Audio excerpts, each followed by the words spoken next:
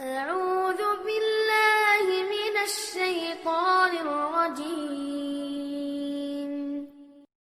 بسم الله الرحمن الرحيم.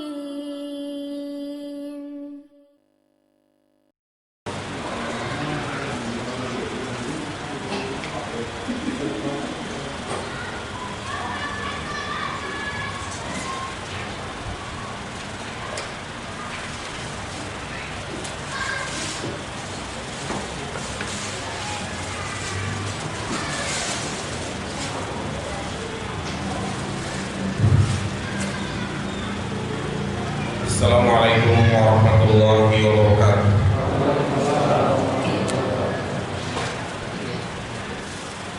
Innal hamdalillah nahmaduhu wa nasta'inuhu wa nastaghfiruh wa na'udzu billahi min shururi anfusina wa min sayyiati a'malina.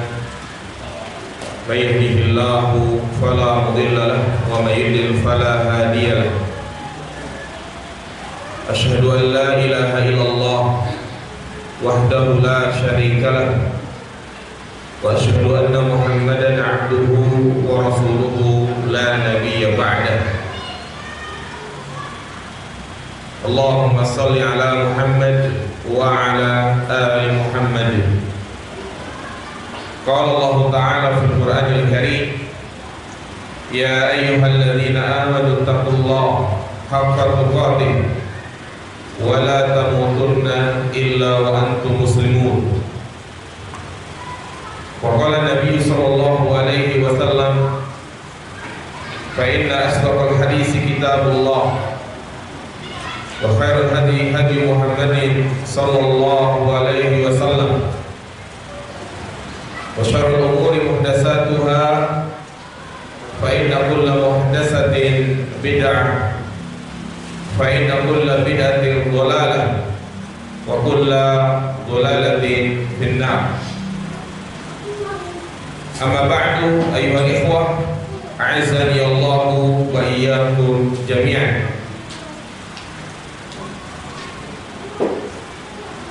Pada kesempatan yang berbarakah ini, kembali kita akan melanjutkan kajian rutin kita yang biasa kita adakan pada hari Sabtu pada asar pekan yang pertama dan yang ketiga, dengan membahas Kitab Tauhid di Syekh Muhammad bin Abdul Wahhab. Pada dua pertemuan sebelumnya kita telah menjelaskan muqaddimah, pendahuluan dari Kitab Tauhid. Pada pertemuan yang pertama kita telah menjelaskan tentang pentingnya mempelajari materi akidah dan tauhid. Dan pertemuan yang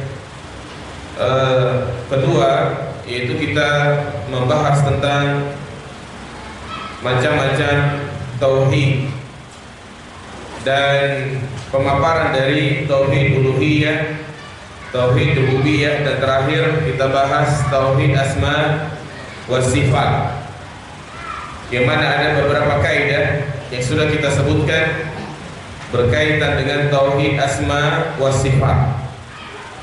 Maka berikutnya pada pertemuan kali ini kita akan masuk pada bab yang pertama, yaitu tentang hakikat tauhid dan kedudukannya.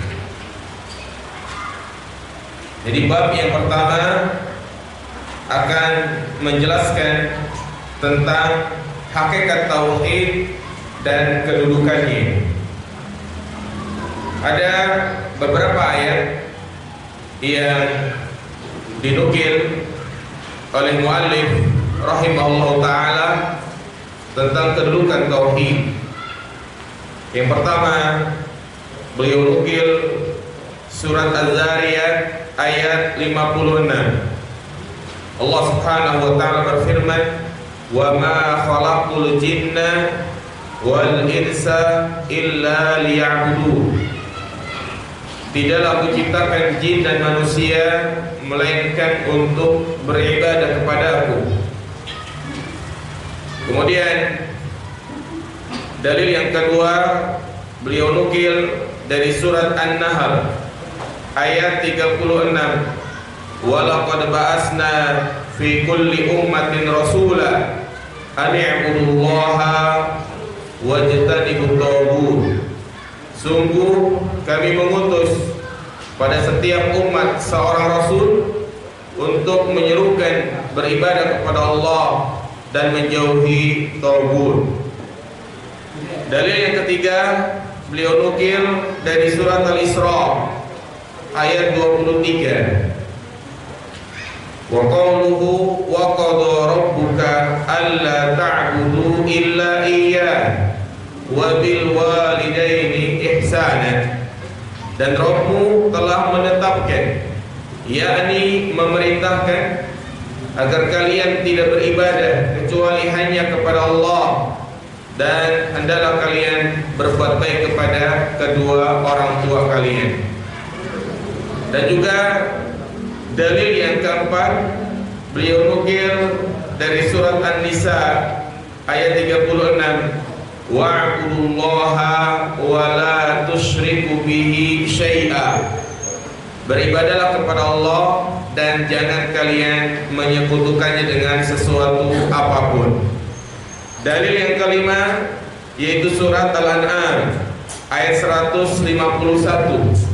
Qul ta'alau atlu ma harrama rabbukum 'alaikum alla tusyriku bihi syai'a.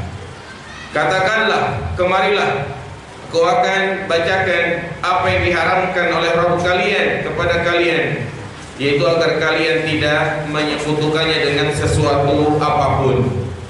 Ini 5 dalil, dan juga setelahnya beliau sebutkan hadis-hadis tentang tingginya kedudukan tauhid, di mana perkara tauhid ini adalah perkara yang sangat penting. Allah Subhanahu wa taala memerintahkan kepada hambanya untuk beribadah hanya kepadanya dalam banyak tempat, bukan hanya dalam satu tempat. Imma Allah memerintahkan agar kita beribadah kepadanya, atau melarang kita untuk menyekutukannya dengan sesuatu apapun. Maka insya Allah kita akan bahas ayat per ayat dari dalil-dalil yang kita bacakan tadi. Nah, yang pertama kita akan bahas dalil yang pertama, yaitu surat apa tadi? Az-Zariyat, ya, ayat 56. Nah, Allah Subhanahu wa taala berfirman, "Wa ma khalaqul jinna wal insa illa liya'budun." Tidaklah aku ciptakan jin dan manusia melainkan untuk beribadah kepada aku, yakni liwahidun, agar kalian mengesahkan aku, kata Allah, agar kalian mengesahkan Allah Subhanahu wa taala dalam beribadah. Artinya hendaklah kalian beribadah hanya kepada Allah Subhanahu wa taala dan tidak menyekutukannya dengan sesuatu apapun.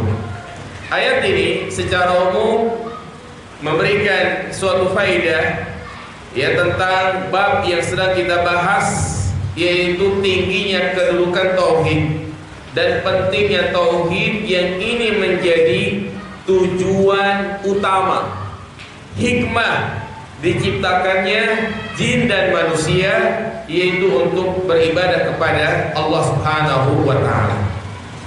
Agar lebih jelas, maka saya akan sebutkan faidah-faidah, ya, per poin.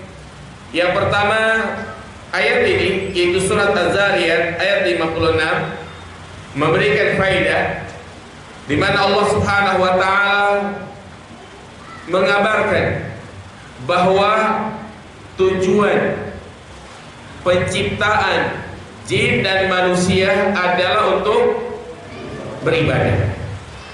Ini faedah yang pertama.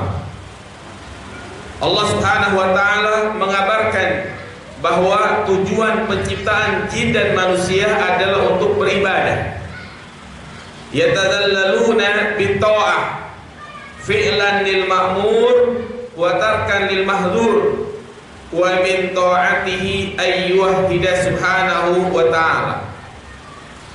Maksud dari beribadah yaitu di mana kita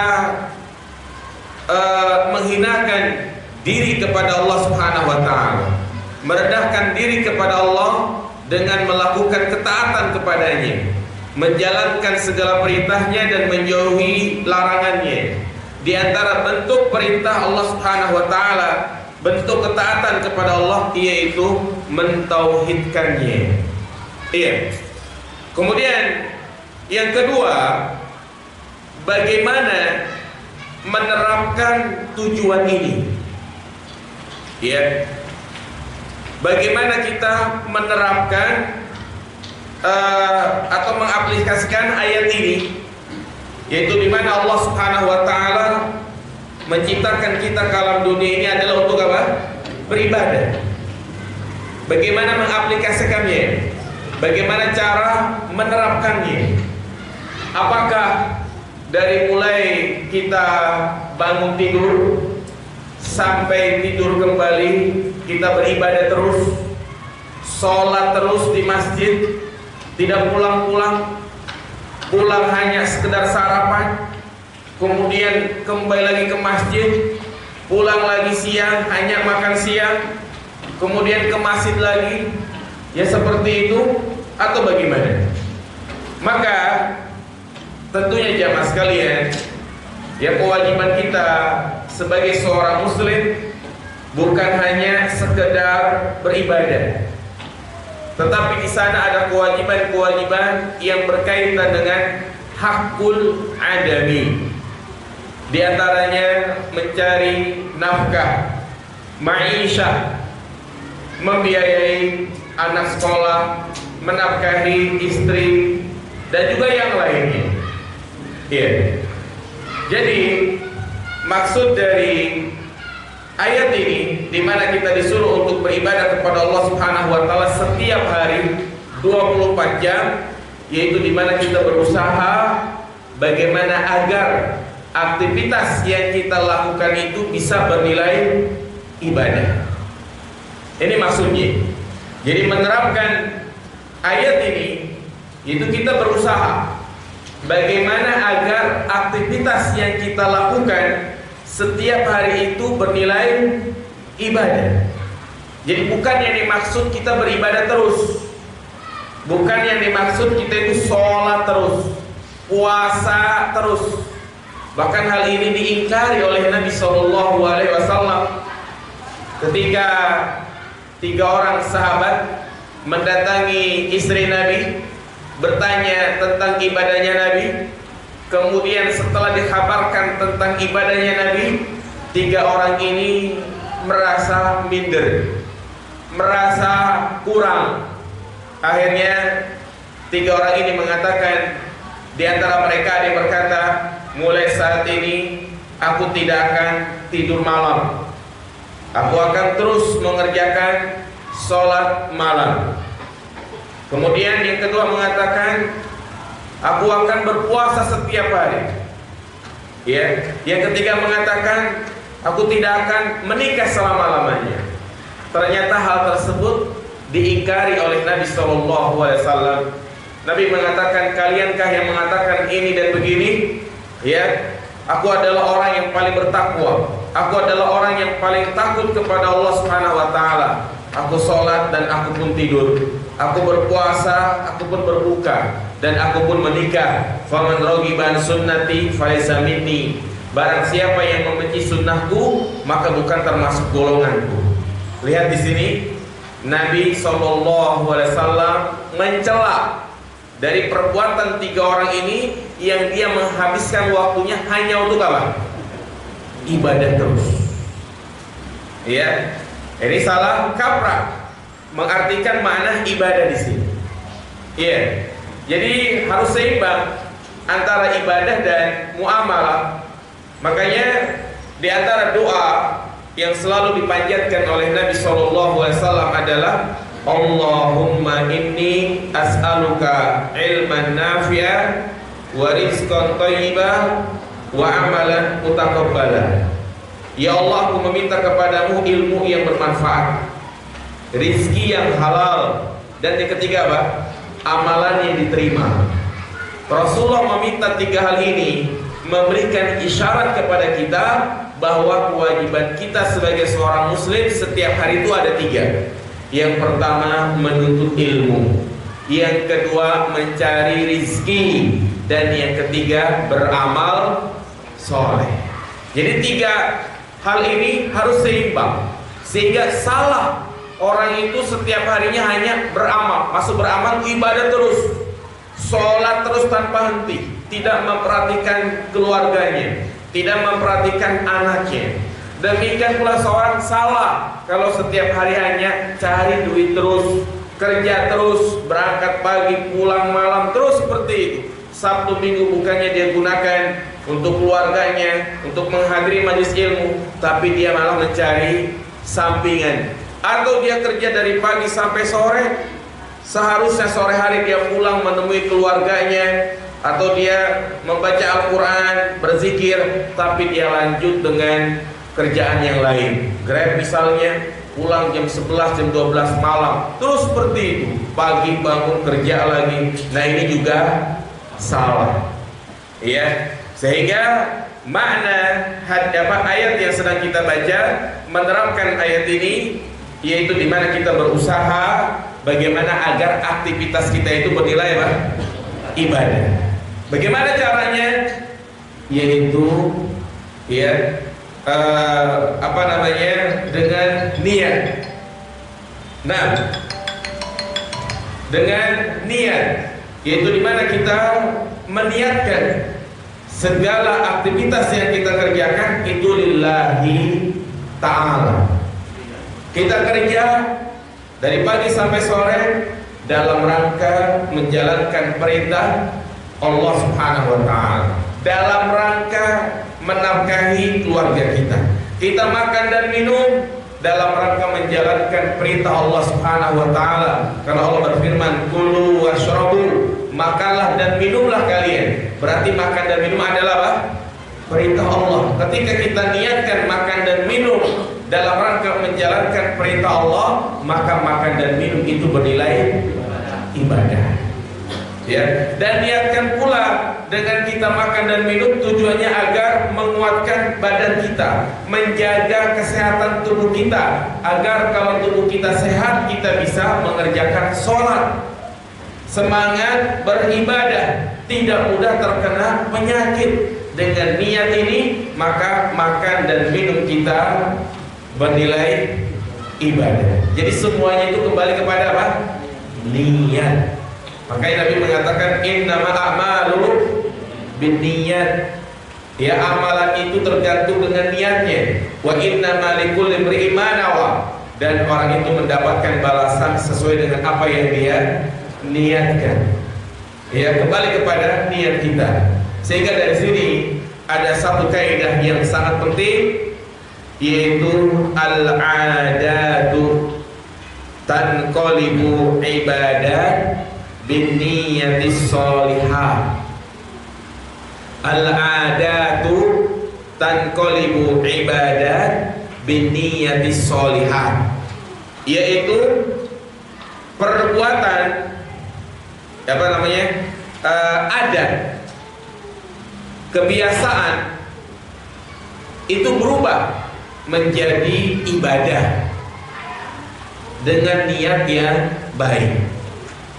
Ya, ini kaidah yang sangat penting, yaitu adat, kebiasaan makan, minum, bergaul dengan istri, ya, mandi, itu kan semuanya berkaitan tentang adat.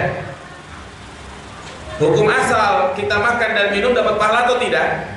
Tidak. Kita gak makan gak minum juga tidak berdosa. Gak sarapan pagi tidak berdosa. Ya, majuan Pak, biar yang di luar bisa masuk. Nah, iya, kita represi misalnya, wisata, ini kan hukum asalnya boleh-boleh saja. Ya inilah disebut namanya apa jemaah? Adat, kebiasaan yang tidak ada kaitannya dengan apa? Ibadah. Ibadah itu ya seperti kita sholat, puasa kayak gini, namanya apa ini? Ibadah. Ya. Jadi suatu kebiasaan itu bisa berubah menjadi ibadah dengan niat yang baik. Ya. Kerja misalnya, kalau kita kerja semata-mata hanya untuk mengejar target duniawi, hanya untuk memperkaya diri, niat dia bekerja setahun 2 tahun, setahun pertama, setahun kedua dia niat pokoknya saya harus punya mobil, kebeli mobil, pokoknya saya bekerja, target saya pengen bikin kontrakan, sudah bisa bikin kontrakan, terus seperti niatnya hanya untuk mengejar target duniawi, maka dia mendapatkan sesuai dengan apa yang dia niatkan. Ya udah, apa yang dia dapatkan itulah yang dia niatkan. Berbeda kalau kita bekerja dalam rangka untuk menjalankan perintah Allah, untuk menafkahi istri, anak. Kemudian setelah kita terkumpul uang, ya kita niatkan untuk berangkat melaksanakan ibadah haji, umroh, kita nabung dalam rangka untuk memasukkan anak ke pesantren, maka itu semuanya bernilai ibadah. Apa kata Nabi SAW? Innaka lan tunfiqa nafaqatan tabtaghi biha wajhallah illa ujirta 'alaiha hatta ma taj'alu fi imra'atik. Sesungguhnya tidaklah engkau ya mencari nafkah dalam rangka untuk meraih wajah Allah Subhanahu wa taala, melainkan engkau akan mendapatkan pahala sampai ya engkau menyuapkan makanan ke mulut istrimu, itu juga bisa bernilai pahala, artinya mendapatkan pahala di sisi Allah Subhanahu wa taala. Subhanallah, inilah yang harus kita jadikan prinsip dalam hidup kita, dan ini juga merupakan muslim yang cerdas. Muslim yang cerdas adalah muslim yang berusaha bagaimana agar aktivitas yang dia lakukan setiap hari itu bisa bernilai ibadah.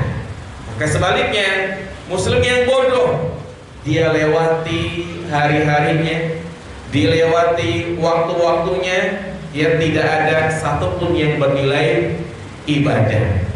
Ya, ini faedah dari firman Allah Subhanahu wa taala, wa ma khalaqtul jinna wal insa illa liya'budun. Jadi maksudnya bukan sholat terus, bukan puasa terus, tapi kita bisa berusaha merubah tradisi, adat, bisa bernilai apa? Ibadah. Bisa dipahami jamaah sekalian? Nah, kemudian faedah yang keberapa? Faedah berikutnya, ya, ketika Allah Subhanahu wa taala menjadikan ibadah tujuan diciptakan jin dan manusia, ya, menunjukkan kepada kita bahwa ibadah yang dilakukan oleh seorang hamba, maslahatnya itu kembali kepadanya. Sekali lagi, ibadah yang dilakukan hamba, maslahatnya kembali kepada hamba itu sendiri, bukan kembali kepada siapa? Allah Subhanahu wa ta'ala. Artinya Allah itu tidak butuh dengan ibadah kita. Allah nggak butuh dengan sholat yang kita kerjakan setiap hari. Allah nggak butuh dengan kita menghadiri majelis ilmu seperti ini. Tapi yang butuh adalah siapa? Kita sendiri. Ya. Jadi masalah ibadah yang kita lakukan itu bukan kembali kepada Allah, tapi kepada diri kita sendiri. Oke, pada ayat berikutnya Allah mengatakan, ma uridu minhum min rizkin wa ma uridu ayyut'imun innallaha huwa razzaqu dzul quwwatil matin. Ya. Allah katakan setelah mengatakan tidaklah aku ciptakan jin dan manusia melainkan untuk beribadah, aku tidak menginginkan rezeki dari mereka. Aku juga tidak menginginkan mereka memberikan makan kepadaku.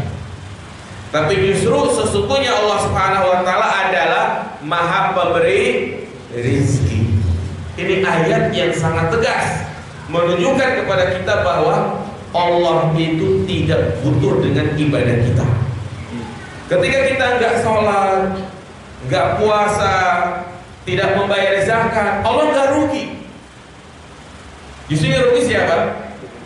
Ya, manusia itu sendiri.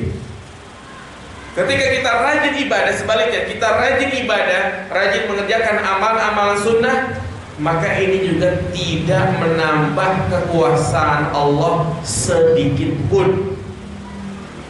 Makanya Allah sebutkan dalam hadis qudsi yang ada dalam kitab hadis Al-Arba'in An-Nawawiyah, ya ibadi law anna awwalakum wa akhirakum wa insakum wa jinnakum kanu ala atqa qalbi rajulin wahidin minkum ma zada fi mulki syai'a.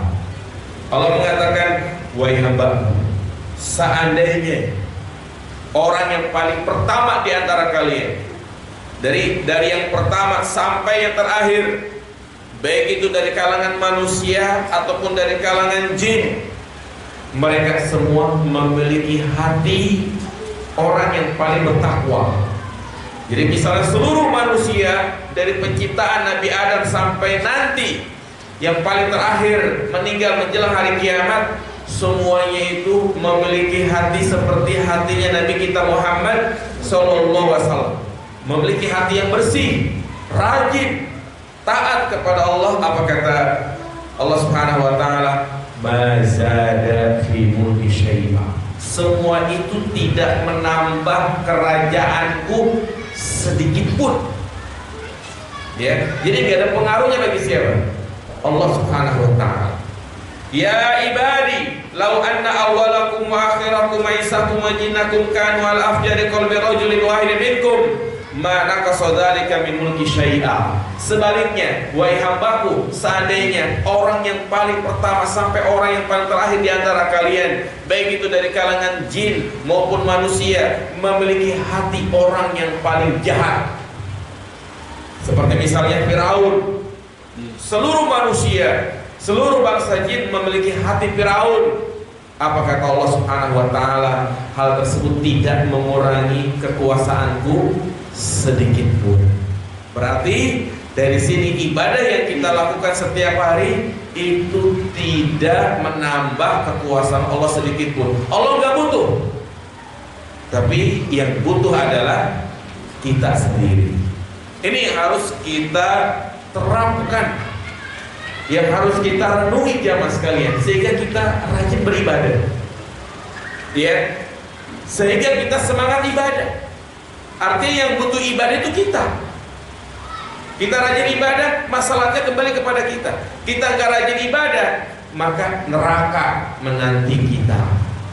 Dan itu juga yang harus kita terapkan dalam mendidik anak-anak kita, dalam mendidik anak-anak didik kita. Yaitu jangan hanya kita berikan motivasi kepada mereka hal-hal yang sifatnya duniawi. Jangan melulu kita janjikan, nah, kalau kamu hafal Al-Quran, hafal juz 30, Bapak beliin sepeda. Ya, kalau kamu rajin sholat di masjid sebulan, dibeliin mobil-mobilan. Nah ini gak apa-apa sesekali, tapi jangan terus-menerus seperti itu. Ya, tapi kita berusaha menanamkan bahwa sholat, puasa, belajar itu menjadi kebutuhan dia. Nah kalau kamu nggak sholat, terserah nanti. Ya, bapak tidak bisa bertanggung jawab nanti di hadapan Allah Subhanahu wa taala. Kamu mau bapak sama ibu masuk surga, kamu masuk neraka. Ya, agar dia berpikir bahwa sholat itu adalah kebutuhan dia sendiri. Bisa dipahami jamaah sekalian? Ini ya faedah yang sangat penting, bahwasanya ibadah maslahatnya itu kembali kepada manusia sendiri. Faedah berikutnya yang terserah deh berapa ya. Berikutnya yaitu dalam ayat ini menjelaskan kepada kita bahwa jin dan manusia adalah mukallaf. Jin dan manusia adalah mukallaf. Apa itu mukallaf jamaah sekalian? Mukallaf artinya diberi beban.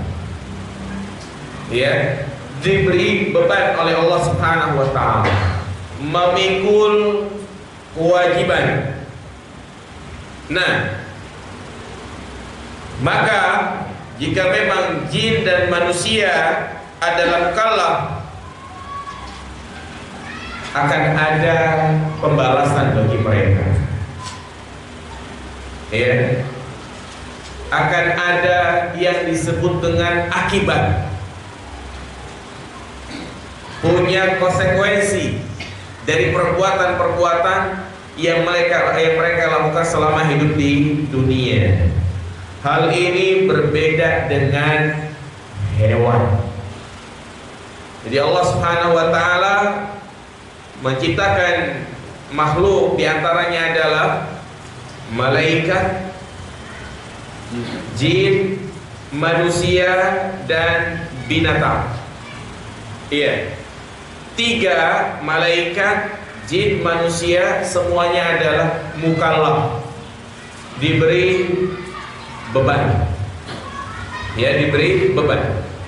Nah, adapun hewan, maka mereka adalah ghairu mukallaf, tidak diberi beban. Nah, maka dari sini jamaah sekalian, jika memang manusia, jin adalah mukallaf, yang mana mereka wajib beribadah kepada Allah Subhanahu wa taala, jika mereka meninggalkan kewajiban ini, tidak mengemban beban ini, berarti tidak ada bedanya dengan siapa? Hewan. Ya, bahkan kondisinya itu lebih hina. Hewan tidak beribadah, mereka ya memang bukan mukallaf, artinya hidup mereka ya sudah sampai di situ. Ya, tidak ada yang namanya pembalasan bagi mereka. Walaupun memang disebutkan dalam hadis nanti, ya Allah Subhanahu wa taala akan memperlihatkan manusia tentang hewan, ya, yaitu antara kambing yang bertanduk menyeruduk kambing yang tidak bertanduk. Ini sebagai gambaran saja. Ya, di mana manusia juga akan seperti itu, akan diminta pertanggungjawaban atas perbuatan yang dia lakukan. Kezaliman yang dilakukan terhadap manusia yang tidak segera untuk meminta istihlal, keikhlasan, yang tidak segera dia meminta maaf, maka ya pembalasannya itu nanti pada hari kiamat. Dalil yang menjelaskan bahwasanya manusia yang tidak beribadah kepada Allah itu lebih hina dari binatang, yaitu dalam surat Al-A'raf ayat 179. Allah berfirman, "Walaqad zara'na li jahannama katsiran minal jinni wal insi lahum qulubun la yafqahuna biha wa lahum a'yunun la yusiruna biha wa lahum adhanun la yasma'una biha ulaika kal an'ami bal hum adall." Sungguh kami penuhi neraka jahanam, ya, Allah penuhi neraka jahanam itu dengan jin dan manusia. Kenapa? Karena mereka itu punya hati, tapi tidak mereka gunakan untuk berpikir. Mereka punya mata, tapi mereka tidak gunakan untuk melihat. Mereka punya telinga, tapi tidak mereka gunakan untuk mendengar. Artinya ya, mereka tidak gunakan untuk beribadah kepada Allah Subhanahu wa taala. Ulaika kal an'am, mereka itulah seperti binatang. Bal hum adall, bahkan mereka itu lebih sesat, lebih hina dari binatang. Nah, jadi itu jamaah sekalian. Faedah yang ketiga menunjukkan kepada kita bahwa jin dan manusia adalah mukallaf. Apa artinya mukallaf? Diberi beban. Malaikat juga sama. Bedanya jin manusia diberikan nafsu oleh Allah Subhanahu wa taala, ya, sedangkan malaikat tidak diberikan nafsu. Sehingga malaikat semuanya taat kepada Allah Subhanahu wa taala, tidak ada satupun yang bermaksiat. Kemudian faedah berikutnya, bangsa jin juga mendapatkan ganjaran di dunia dan juga di akhirat. Iya. Bangsa jin juga seperti manusia, dia mendapatkan ganjaran di dunia dan di akhirat. Maksudnya apa? Maksudnya jin itu sama seperti manusia. Iya.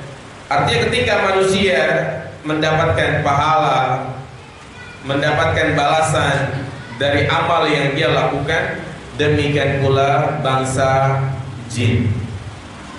Sebagaimana Allah sebutkan, ya, dalam surat Al-Jin ayat 14 itu, wa ammal qasiduna fakanu li jahannam hataba, ya, adapun jin yang menyimpang maka mereka akan dimasukkan ke dalam neraka jahanam, ya, menjadi kayu bakar di neraka jahanam. Seandainya mereka istiqomah di atas jalan kebenaran, lasqainahum ma'an ghadaqa, mereka juga akan diberikan rezeki di mana? Di dunia. Jadi sama seperti manusia.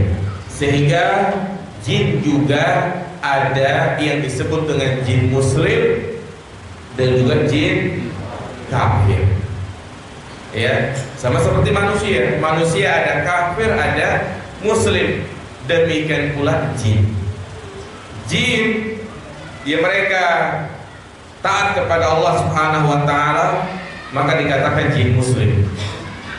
Jin yang membangkang, ya, dari perintah Allah Subhanahu wa taala, maka mereka adalah syaitan.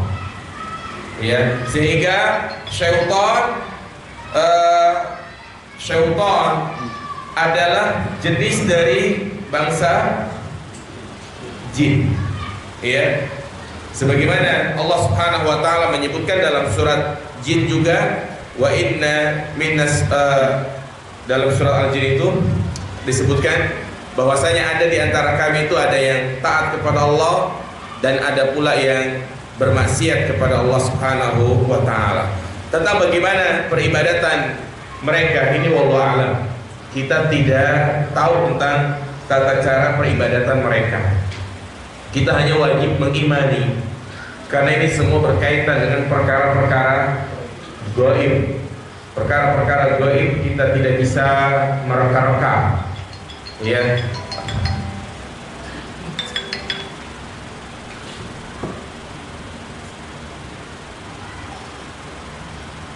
Nah, tidak bisa mereka-reka, semuanya membutuhkan dalil.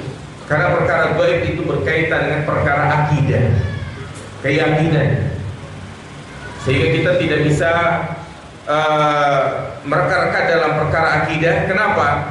Karena kalau kita salah dalam berakidah, itu akibatnya sangat fatal, yang melahirkan perbuatan-perbuatan yang nyeleneh. Seperti misalnya mereka yang menganggap jin itu bisa memberikan manfaat dan madharah. Mereka mendatangi tempat-tempat keramat, kemudian meminta-minta kepada penunggu tempat tersebut, sehingga mereka yang mengadakan sesajen dan tumbal, ya, sehingga ini menjadi bentuk kesyirikan. Kenapa mereka melakukan seperti ini? Karena berangkat dari akidah yang keliru tentang jin. Jin itu adalah makhluk yang lemah. Ya, syaitan adalah makhluk yang lemah, yang justru kita jadikan mereka sebagai musuh. Ya, musuh. Jadi bukan sebagai apa? Teman. Makanya hati-hati dalam masalah ruqyah. Ya, kadang orang itu meruqyah, membaca zikir-zikir, tetapi pada prakteknya dia meminta bantuan kepada jin juga. Ya, ada seperti itu.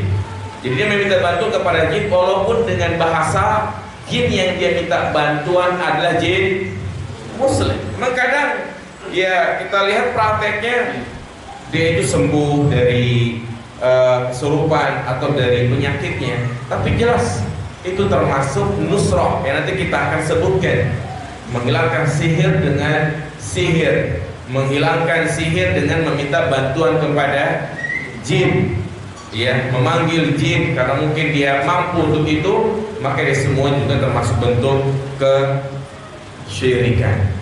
Nah, kemudian yang terakhir dari ayat ini dapat kita ambil faedah penetapan adanya hikmah atas perbuatan Allah Subhanahu wa ta'ala. Iya. Penetapan adanya hikmah dari perbuatan Allah Subhanahu wa ta'ala. Nah, maksudnya segala perbuatan Allah, apa yang ditetapkan oleh Allah Subhanahu wa ta'ala itu pasti ada hikmahnya. Alima man alima wa jahila man jahila. Ya. Bagi yang tahu maka dia tahu hikmah tersebut. Bagi yang tidak tahu maka dia pun tidak mengetahuinya. Tetapi tentunya hikmah dari perbuatan Allah Subhanahu wa ta'ala ini bukan menjadi patokan kita percaya atau tidak percaya. Ya, hikmah dari penciptaan Allah Subhanahu wa ta'ala, dari perbuatan Allah Subhanahu wa ta'ala itu pasti ada. Namun ingat, tatkala kita tidak tahu bukan berarti melemahkan keimanan kita. Pahami ini jemaah sekalian. Jadi sekali lagi, ketika kita tidak tahu hikmah dari perbuatan Allah Subhanahu wa ta'ala, jangan sampai itu melemahkan iman kita. Ya. Seperti misalnya banyak, ya, kenapa Allah Subhanahu wa ta'ala ciptakan surga, neraka, ya, kenapa dalam ibadah misalnya orang yang mimpi junub dia harus mandi, ya, kenapa orang yang keluar angin dia harus berwudu. Nah, ini kan kalimat-kalimat kenapa ini kan pasti bertanya tentang apa? Hikmah, bertanya tentang alasan, ya. Maka jangan hanya kita mencari hikmahnya, karena kewajiban kita dalam mengerjakan perintah Allah Subhanahu wa ta'ala adalah sami'na wa ata'na. Itu prinsipnya. Apapun yang diperintahkan oleh Allah, maka kita wajib mendengar dan taat walaupun kita tidak mengetahui hikmahnya. Kita tahu hikmahnya, maka itu adalah menambah keimanan kita. Tapi ketika kita nggak tahu hikmahnya, jangan sampai ini melemahkan iman kita. Bisa dipahami ya mas sekalian? Jadi itu ya, faedah yang terakhir itu bahwa segala perbuatan Allah itu mengandung hikmah, sehingga Allah Subhanahu wa ta'ala disifati dengan kalimat Al-Hakim, zat yang bijaksana. Artinya segala perbuatannya itu ya membawa hikmah yang besar. Ini ya ayat yang pertama dari bab yang pertama tentang hakikat tauhid. Berikutnya ayat yang kedua, surat apa itu? An-Nahl ya, ayat 36.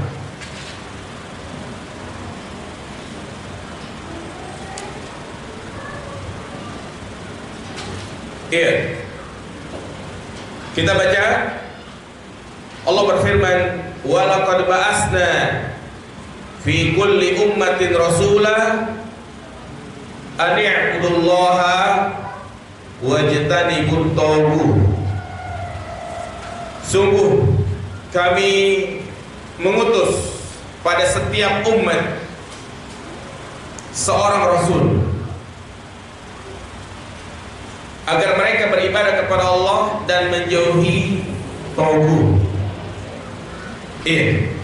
Ayat ini apa kesesuaian ayat ini dengan bab yang sedang kita bahas, yaitu tentang pentingnya tauhid, di mana tugas utama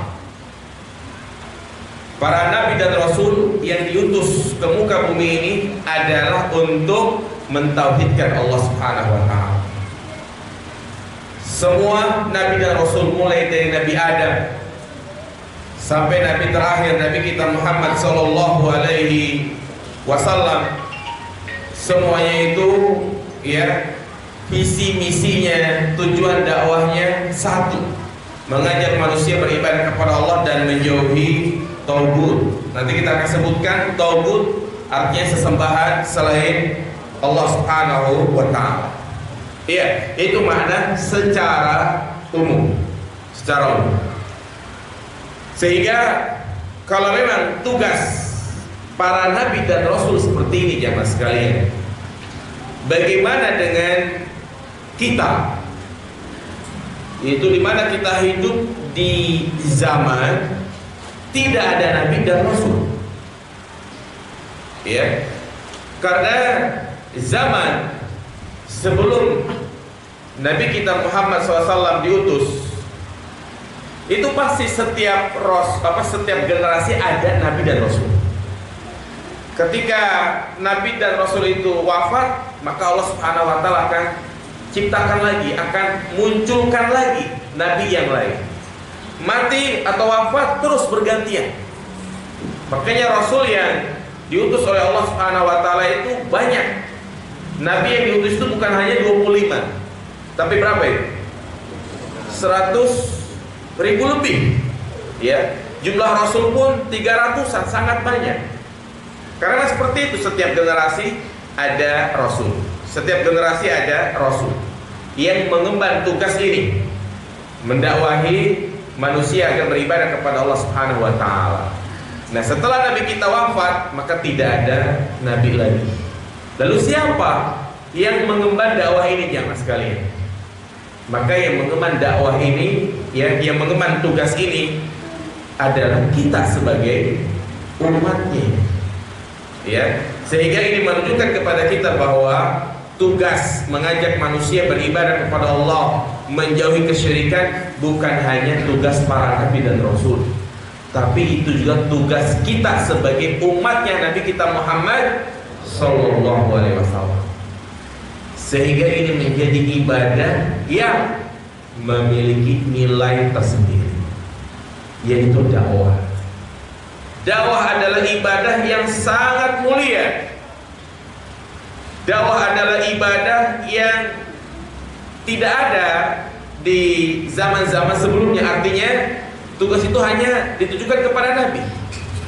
Ya, makanya Allah Subhanahu wa taala memberikan motivasi, ya, seperti Allah berfirman, "Wa man ahsanu qawlan mimman da'a ila Allah wa amila sholihan." Siapakah orang yang paling bagus ucapannya daripada orang yang menggunakan ucapannya itu untuk mengajak manusia kembali kepada Allah dan melakukan amal soleh. Dan ini juga diperintahkan oleh Nabi kepada para sahabat. Nabi mengutus Mu'ad ke Yaman, Nabi mengutus sahabat Abdullah bin Mas'ud dan yang lainnya dalam rangka untuk berdakwah. Maka ini jadikan ibadah yang harus kita lakukan setiap hari, yaitu berdakwah. Dan berdakwah tidak hanya seperti ini, memberikan materi-materi kajian, berdiri di atas mimbar, tapi berdakwah itu adalah menyampaikan kebenaran dimanapun kita berada dan kepada siapa saja, terutama kepada orang yang terdekat dengan kita, istri kita, orang tua kita, anak-anak kita. Kita ngajak istri kita hadir kajian, mengajak anak untuk sholat 5 waktu, mengajak anak untuk berpuasa. Ini bagian dari apa? Dakwah. Ya, ini tugas kita sebagai umat Nabi kita Muhammad SAW. Ya, kita bahas kalimat per kalimat. Di sini Allah mengatakan walaqad ba'asna fi kulli ummatin. Ada kalimat ummah, hamzah, mim, ta, marbutah. Iya. Kalimat ummah dalam bahasa Arab, kalau kita dapati dalam Al-Quran maupun dalam As-Sunnah, itu memiliki 4 makna. Nah, dijelaskan oleh Syekh Muhammad bin Shalih Al-Utsaimin dalam kitabnya Al-Qaul Mufid. Makna ummah, ummatun, itu ada 4. Yang pertama, at-ta'ifah. At-ta'ifah artinya kelompok, ya, kelompok. Makna yang kedua, imam. Imam artinya panutan. Seperti firman Allah Subhanahu wa taala dalam surat An-Nahl ayat 120. Inna Ibrahima kana ummatan qanitan lillah. Sesungguhnya Nabi Ibrahim kana ummatan. Apa ummatan di sini artinya? Imam, panutan. Cocok enggak kalau kita terjemahkan sesungguhnya Nabi Ibrahim adalah kelompok? Cocok enggak ya, Mas? Enggak. Maka ini makna yang kedua dari ummah, yaitu imam, panutan. Iya. Makna yang ketiga yaitu al-millah, agama.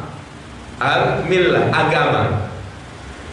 Seperti dalam surat Az-Zukhruf ayat 23, Allah berfirman, inna wajadna aba'ana ala ummatin. Surat Az-Zukhruf ayat 23, inna wajadna aba'ana ala ummatin. Sesungguhnya kami mendapati nenek moyang kami di atas apa? Agama. Ya.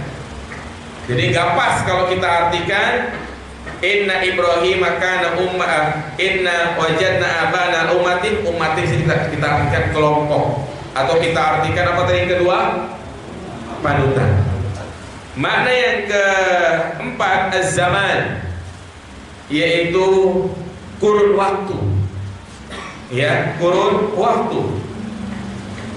Wa minhu qaulu ta'ala wadzakara ba'da ummatin. Dalam surat Yusuf ayat 45. Dan dia pun ingat setelah kurun waktu yang lama. Yang mana ayat ini wadzakara ba'da ummatin, kemudian dia ingat setelah kurun waktu yang lama. Ini tentang kisah siapa jemaah? Kisah Nabi Yusuf yang masuk ke dalam penjara. Kemudian ada 2 orang yang mimpi dan meminta untuk ditafsirkan mimpinya kepada Nabi Yusuf, ya. Dan Nabi Yusuf berpesan, kalau kamu bebas, ingat aku, bilang sama raja agar aku ini dibebaskan. Dia bebas, ternyata apa? Lupa. Ya, oke, dikatakan di sini wadzakara ba'da ummatin. Setelah lama, ya, baru ingat. Maka dia sampaikanlah kepada raja kalau ternyata di penjara itu ada seorang yang bernama Yusuf yang pandai menafsirkan mimpi, sehingga Yusuf pun dibebaskan. Nah, ini kalimat ummatin adalah masa, kurun waktu yang lama. Jadi ada berapa mana ini? 4. Yang pertama atau ifah. Yang kedua imam. Yang ketiga milah, agama. Yang keempat az-zaman. Nah, ayat ini walaqad ba'asna fi kulli ummatin. Yang cocok yang keberapa ini jemaah? Yang kedua, ketiga atau keempat? Hah? Yang kedua, ketiga atau keempat? Sungguh kami mengutus pada setiap umat. Yang keberapa? Yang ketiga? Gak ada pilihannya ya. Yang pertama, kelompok. Ya. Berarti kalimat walaqad ba'atsa fi kulli ummatin, ini artinya kelompok. Itu setiap generasi. Ya, kelompok manusia. Nah, ini ya kalimat ummah, dan kita penting untuk memahami kalimat-kalimat bahasa Arab. Kenapa? Karena hampir semua bahasa Indonesia itu serapan dari bahasa Arab. Ya, kata-kata yang keluar dari lisan kita sebagai orang Indonesia gitu kan, semuanya itu dari bahasa Arab. Ya, seperti misalnya apa? Safar, ya, atau juga adu domba, ya kan? Adu itu dari bahasa Arab. Adun artinya apa? Musuh, ya kan? Musuh, ya. Jadi adu domba. Kemudian juga jalan tol. Tol itu dari bahasa Arab. Apa itu? Tul artinya apa? Panjang, ya. Nah, sehingga kita perlu untuk memahami kalimat-kalimat seperti ini agar tidak salah kaprah. Ya, karena kadang ada kalimat bahasa Arab ya yang itu dipahami oleh orang Indonesia salah. Contohnya apa? Fitnah. Ya kan? Ketika dia dituduh yang enggak, dia marah, sambil marah dia mengatakan kamu berdosa. Ya, al fitnatu asyaddu minal qatl. Fitnah itu lebih kejam daripada pembunuhan. Padahal fitnah yang disebutkan dalam ayat ini bukan tuduhan, tapi fitnah yang disebutkan dalam ayat tersebut adalah tentang kesyirikan. Ya, sehingga harus kita paham kalimat-kalimat bahasa Arab, ya, kata per kata, ya, agar kita tidak keliru dalam mengartikannya. Iya. Kemudian kalimat yang perlu kita jelaskan juga di sini ada kalimat Rasul. Ya, kalimat Rasul. Apa itu Rasul? Iya, Rasul secara bahasa artinya itu adalah utusan. Ya, makanya malaikat juga disebut Rasul, utusan. Ya, disebut utusan. Dan juga tentang firman Allah yang berbicara masalah jin. Jin dikatakan alam ya'tikum rusulun minkum. Ya ma'syarul jinni wal insi alam ya'tikum rusulun minkum. Dalam surat Al-An'am ayat 130. Artinya, wahai bangsa jin, wahai manusia, bukankah telah datang kepada kalian utusan dari kalian? Di sini ada kalimat apa? Rusulun. Ya. Sehingga ini yang dibicarakan oleh para ulama, apakah dari bangsa jin itu ada rasul atau tidak? Ada nggak jamaskan rasul dari bangsa jin? Nah, atau rasul itu hanya dari manusia saja? Pertanyaannya, apakah ada nabi dan rasul dari kalangan jin? Ini ayatnya. Ya ma'syarul jinni wal insi alam ya'tikum rusulun minkum. Wahai bangsa jin, wahai manusia, bukankah telah datang kepada kalian utusan kepada kalian? Berarti menunjukkan apa? Ada nabi dari kalangan jin. Keliru. Ya. Makanya kita lihat di sini kalimat rusulun secara makna bahasa artinya apa? Utusan. Dan utusan itu gak mesti nabi. Utusan itu gak mesti rasul. Ya, sehingga harus kita pahami rasul secara bahasa artinya utusan.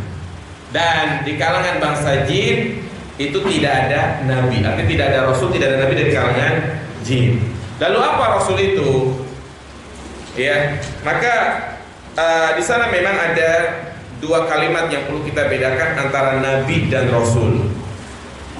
Nabi, ini pendapat yang pertama ya. Nabi adalah seorang yang diberi wahyu oleh Allah dengan suatu syariat, namun tidak diperintahkan untuk menyampaikan kepada umat.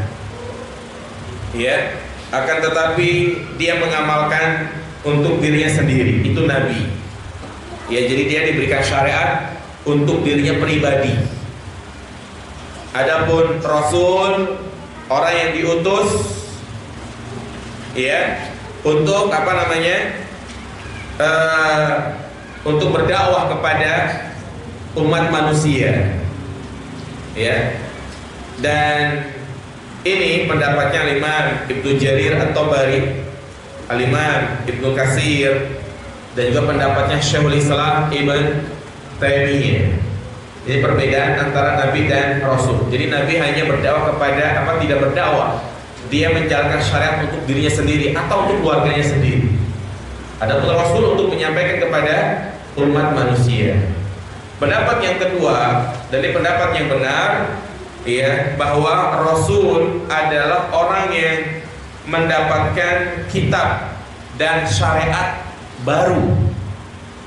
Diberikan kitab yang ajarannya baru. Ya. Nah, seperti Nabi Isa, Nabi Musa, Nabi Ibrahim, Nabi Nuh, mereka adalah rasul, bahkan juga nabi. Jadi setiap rasul sudah pasti nabi, tidak setiap nabi adalah rasul. Di mana Nabi Nuh, Nabi Ibrahim, Nabi Musa, Nabi Isa, mereka membawa syariat baru, sehingga mereka memiliki kitab yang berbeda-beda. Nabi Musa kitabnya Taurat, Nabi Isa kitabnya Injil, Nabi kita Muhammad kitabnya Al-Quran. Yang kitab-kitab ini berbeda, walaupun ada yang sama, tapi sifatnya itu menyempurnakan, melengkapi. Kalau memang sama, ngapain Allah Subhanahu wa Ta'ala turunkan kitab banyak gitu loh? Ya, kalau memang sama, cukup mungkin kita dengan kitab Injil, cukup dengan kitab Taurat. Tapi karena beda, maka Allah turunkan Al-Quran. Berarti kebalikannya, ya, Nabi adalah seorang yang mengikuti syariat para rasul. Jadi mereka melanjutkan estafet dakwah rasul. Mereka nggak bawa sesuatu yang baru. Ya, mereka mendakwakan apa yang didakwakan oleh rasul sebelumnya.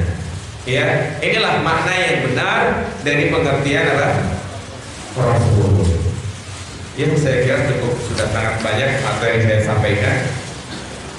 Ya, ini belum selesai ya, kita bahas dalil yang kedua. Dan materi-materi seperti ini jamaah sekalian, ini adalah taksil. Taksil artinya fondasi, materi-materi dasar. Ya, antum kajian di mana saja membahas masalah tauhid, ya seperti ini dibahas, sehingga dicatat. Yang nggak paham tanyakan. Ya, materi-materi yang bisa kita sampaikan juga pada yang salah saudara kita yang perlu kita pelajari dan juga kita terapkan. Dan saya berusaha untuk menyampaikan dengan bahasa-bahasa yang mudah dipahami dan mudah dicerna. Ya, jadi itu titik sampai di pembahasan apa? Pengertian Rasul.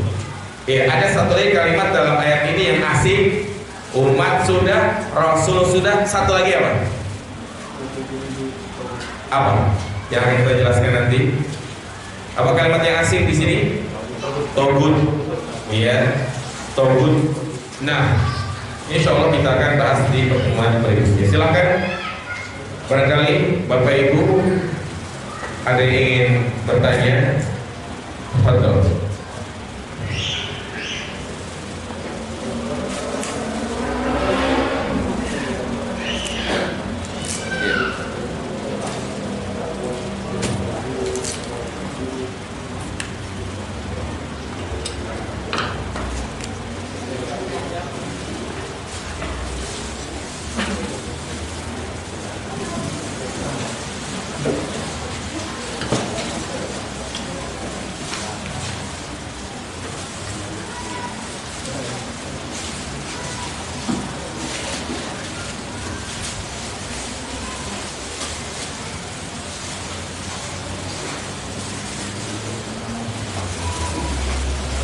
Iya, di sini ada bukan pertanyaan ya.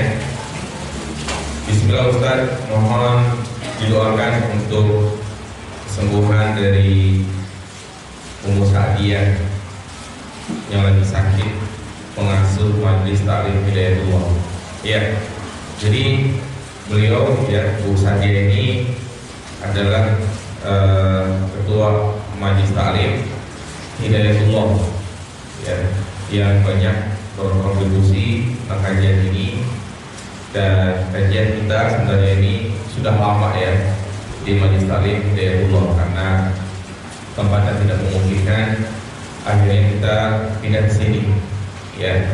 Jadi kita doakan beliau agar diangkat penyakitnya ya, dan diberikan kesembuhan sehingga bisa hadir bersama kita semuanya. Iya.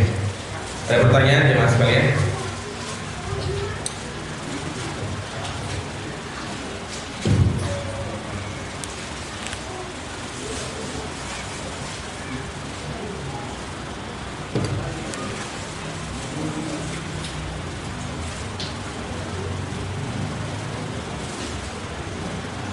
Tidak ada. Mau langsung? Iya. Kalau tidak ada ya sudah kita cukupkan. Iya. Jadi kesimpulan dari apa yang saya sampaikan, kita sudah membahas tentang ayat yang sering kita dengar, wa ma khalaqtul jinna wal insa illa liya'budun. Ya, itu tadi maknanya bahwa kita diperintahkan untuk beribadah kepada Allah Subhanahu wa taala. Dan mana ibadah di sini bukan kita yang menghabiskan waktu kita untuk beribadah terus, tetapi yang terpenting adalah meniatkan segala aktivitas yang kita kerjakan ya agar menjadi ibadah di sisi Allah Subhanahu wa taala. Demikian, semoga bermanfaat ya. Kita tutup dengan doa kafaratul majlis. Subhanallahumma wa bihamdika asyhadu an la ilaha illa anta astaghfiruka wa atubu ilaik. Assalamualaikum warahmatullahi wabarakatuh.